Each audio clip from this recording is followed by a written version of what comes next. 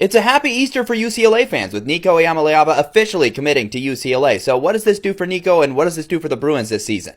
One of the biggest reasons Nico cited for leaving Tennessee was the offensive scheme. And at UCLA, it's going to be Tino Sunseri's offense, which is a guy with a pretty solid track record. He was at Indiana last year, where he helped Curtis Rourke transform into a great Big Ten quarterback. And then the years prior, he helped Jordan McLeod reestablish himself. Todd Centio is another guy. He's had some really impressive coaching jobs with those quarterbacks.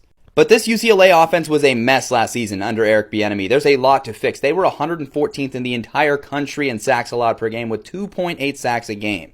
The surrounding cast around him is talented, albeit unproven, kind of like Nico is. You've got a guy like Mikey Matthews. Jalen Berger is a veteran running back that'll help anchor down the offense as well. And they have brought in some transfers. Anyone highlighted in yellow is an incoming transfer for UCLA this season.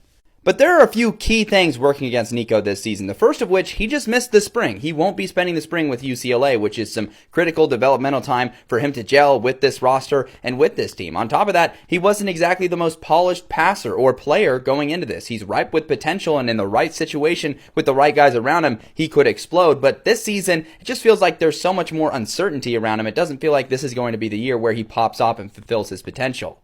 Couple that with the fact that UCLA was just straight up not a good football team last season, and you look at this year, you look at their schedule and the opponents they draw in Big Ten play, this isn't a move that inspires me or thinks UCLA is just going to suddenly make a big leap here. In fact, I question why UCLA made this move at all. They weren't like a quarterback away from being in Big Ten contention, so the move just seems a little bit of a head scratcher to me.